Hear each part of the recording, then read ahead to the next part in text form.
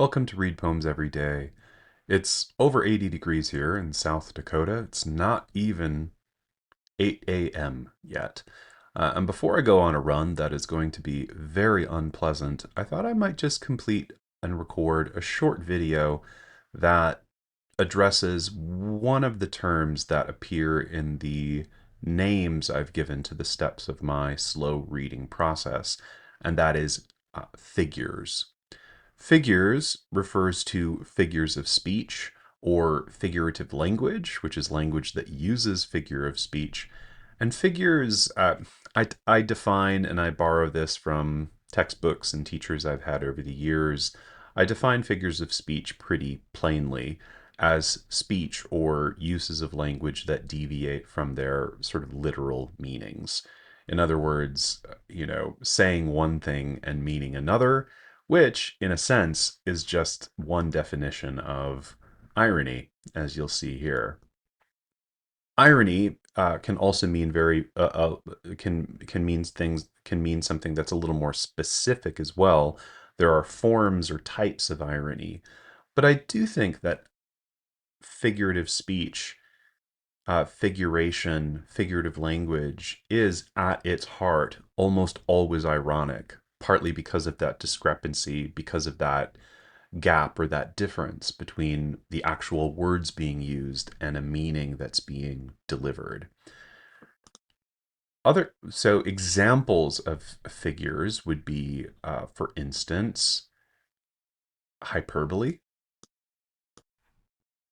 right? Sometimes in poetry, a poet uses language that overstates or amplifies a situation that in ordinary life one would use much milder kinds of language to describe. There's hyperbole and overstatement. There's also understatement. Sometimes there might be a poem about something like a war situation or a war zone that uses in ironic ways sort of sentimental language. Um, Perhaps the most famous kind of figure of speech in poetry would be metaphor. We might look at some of these today. There's also metonymy. Personification is maybe one that students are the first to kind of latch on to. I won't say it's the simplest, but it's sometimes the easiest to recognize. And then simile, which is a kind of version or subset of metaphor.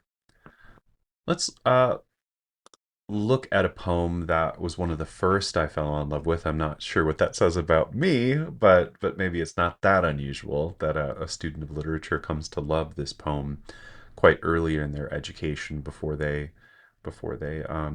learn to read it critically, and it sort of opens up all kinds of other avenues of exploration and research. Don't get too alarmed at this medieval Italian that appears at the very top. That's just an epigraph. The actual poem begins here. This is T.S. Eliot's The Love Song of Geoffrey Prufrock. I'm not going to read the whole thing. It's a long poem, would take about 9 minutes to read out loud. But what I want to do is just sort of read the first stanza, and something should stand out very early in that stanza to you. Let us go then, you and I, when the evening is spread out against the sky like a patient etherized upon a table. Let us go through certain half-deserted streets, the muttering retreats of restless nights in one-night cheap hotels and sawdust restaurants with oyster shells, streets that follow like a tedious argument of insidious intent to lead you to an overwhelming question. Can't help myself. Oh, do not ask what is it.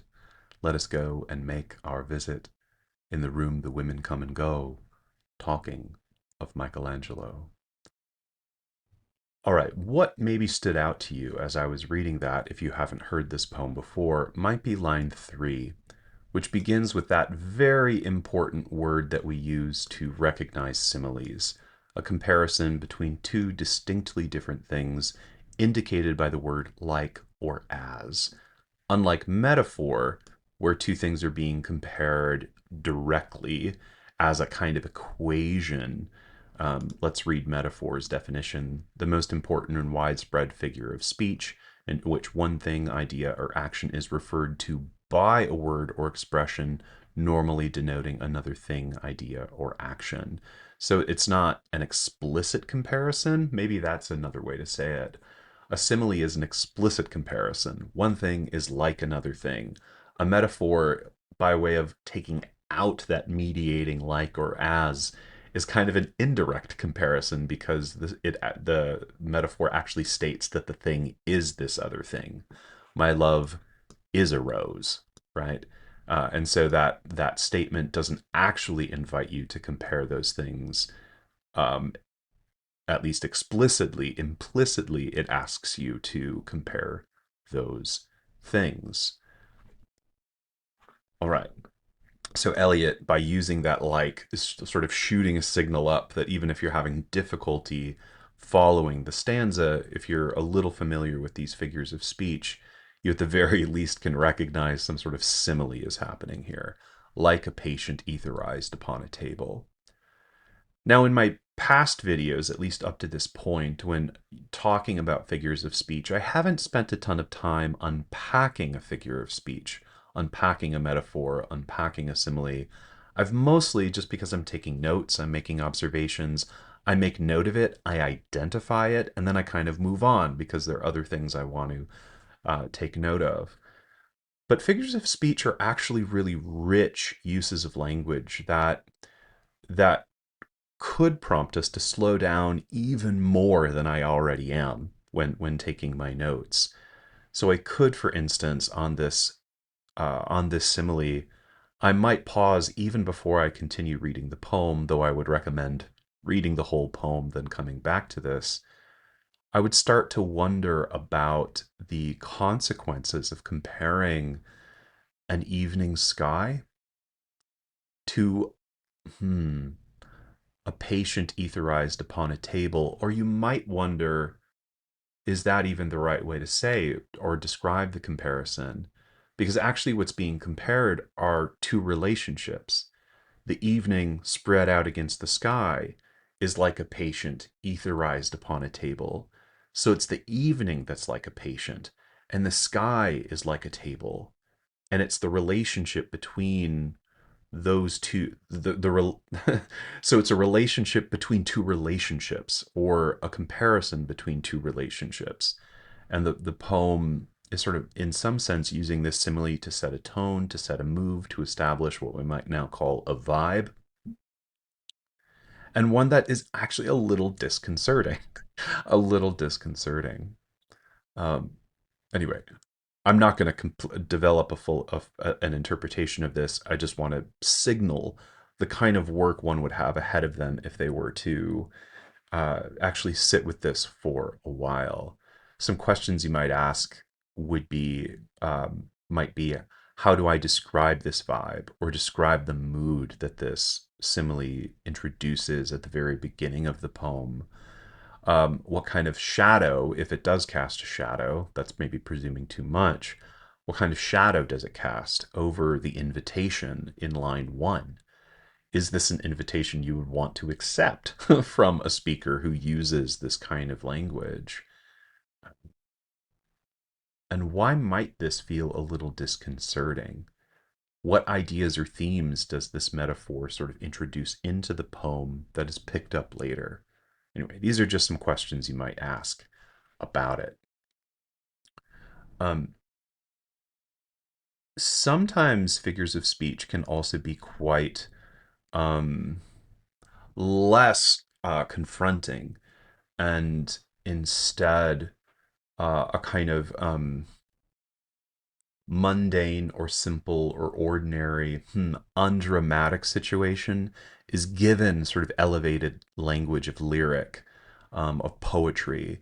And it's that hyperbole, that overstatement, that sort of lavish, expensive language on what might to a certain reader appear a kind of unimportant moment, that also it could be identified or thought of as a kind of figure of speech. And it could also, in that sense, also be thought of as a kind of structural irony, right? Because something is being said said using language, but there is a kind of underlying meaning that's not explicitly shared with the reader. Let's take a look at Rita Dove's Daystar. This is one of my favorite poems to share with students, especially when when presenting with them with something that seems kind of straightforward, and then you just have to sit with it for a few minutes before you start to realize that a whole world is kind of opening to you here. It would help to read the whole collection that this poem appears in, but I think there's enough here to help with teaching a student to develop their literacy. Daystar. I'm going to read the whole poem. It's not very long, but I hope you see as I read it what I was talking about as a kind of prologue or preface to it. Daystar. She wanted a little room for thinking, but she saw diapers steaming on the line, a doll slumped behind the door. So she lugged a chair behind the garage to sit out the children's naps. Sometimes there were things to watch: the pinched armor of a vanished cricket, a floating maple leaf. Other days she stared until she was assured when she closed her eyes she'd see only her own vivid blood. She had an hour at best before Liza appeared, pouting from the top of the stairs. And just what was Mother doing out back with the field mice? Why, building a palace. Later that night, when Thomas rolled over and lurched into her, she would open her eyes and think of the place that was hers for an hour, where she was nothing, pure nothing, in the middle of the day.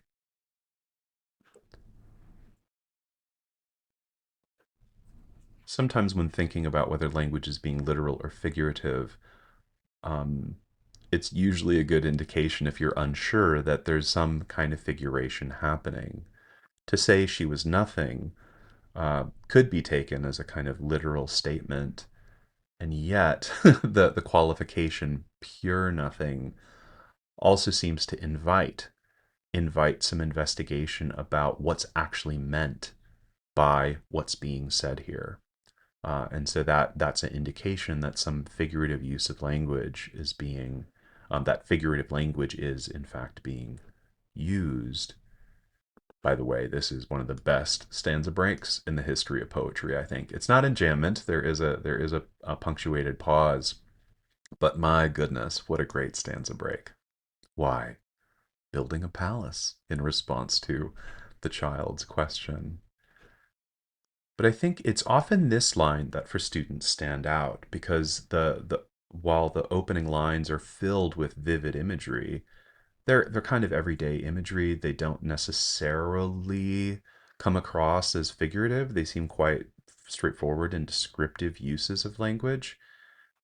But then here there's the phrase "her own vivid blood" is not at all clear. What does it mean to see only your blood? Because there's not an immediate sense of what that might mean to students, it's then a sort of signal that there's a figure operative here, and sometimes the figure is simply that overstatement, that amplified use of language, or maybe there's some kind of a symbol at play here. All right. So that's Rita Dove's Daystar. So again, sometimes figurative language is less about being able to pinpoint or identify a symbol or a metaphor or a simile. Sometimes it is more about kind of tracking how um, an unusual use of language is being used to produce a kind of effect in us, and that effect is usually guiding us to think about what meanings are in play, or what meanings are being developed by way of those effects. All right.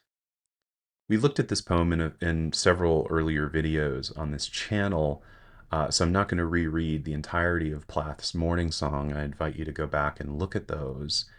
But I do want to look at this third tercet, because if you want to kind of think about or train your ability to kind of think about and unpack figures of speech. It seems to me this tercet is good training ground for doing that. After two stanzas that address the arrival of a new life, a baby, an infant who wakes up the speaker at the very end in this kind of quite lovely end, this sort of lovely landing point or conclusion for the poem. That lovely landing point is still nonetheless, I think, somewhat haunted by this third tercet, where the speaker, using the singular first person pronoun for the first time in the poem, begins, I'm no more your mother than the cloud that distills a mirror to reflect its own slow effacement at the wind's hand. Now, this is a complex combination of a number of figures all at once. You have, of course, the explicit invitation to compare the speaker as mother to a cloud. In fact, but it's not a cloud, it's the cloud, which is a sort of interesting and surprising choice. Choice. I'm no more your mother than the cloud. But even there, it's a kind of oddly negative simile, right? Where the simile is being deployed in order to cap or put a limit on the identity of the speaker as a mother.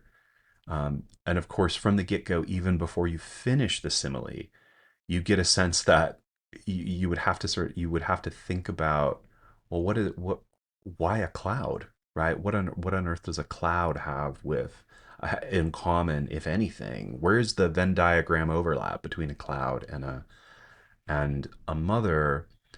And the rest of the stanza does kind of spell that out.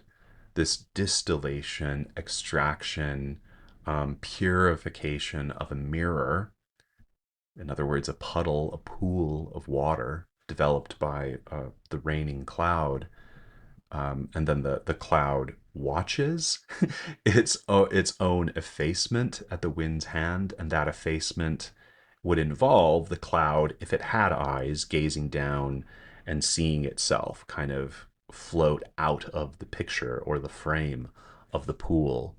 And then you have an additional actor of the wind's hand, which I don't know, is that time? Is that, but so I hope you see what I'm getting at here. There is a number of substitutions, comparisons that are all being combined into one image, where instead of saying puddle or pool, Plath says mirror, um, and instead of saying talk addressing time's passage or getting older, that's being figured by the wind. Instead of saying rain, she says distill. So there's this play of connotation, metonymy, metaphor, and a whole kind of train of thought and and poetic logic that constructs this incredibly dense figure of a mother, say, looking at a newborn baby and having a kind of premonition of her own disappearance, of a kind of blow to her, to the sense that she is at the center of her own life, that suddenly she's been kind of displaced, and watching herself kind of um, either get older or have needs displaced onto the care of another life. Anyway, it's a powerful and kind of honest expression of that we could think of as negative. It's negative just simply in its articulation, but also, and it's maybe wrong to say it's a articulation of anxiety that might be projecting it on too much onto the tercet. But there is no doubt a kind of vibe or um, a kind of concern being expressed here about what this new life or this change in the mother's life might mean for her. Um, anyway. And I think that tercet then kind of affects the rest of the poem, but also the rest of the poem might reflect back on and adjust our reading of this moment as well. All right, so that's a sorry, went 20 minutes. This meant to be was meant to be a short video, but I hope these reflections on figurative language, figurative use, figurative figures of speech, figurative uses of language, and the identification of different kinds of figures of speech has been helpful. Maybe we'll come back and do a video on individual figures of speech someday. I didn't really go over metonymy. We'll come back to that in the future. All right. Well, I do hope to get back to a poem by Ruth Awad, which I talked about in a video I recorded yesterday. So I hope to get back to that poem and continue through my steps of slowly getting to know a poem. So hope to see you later this week, maybe tomorrow. So let's read more poems.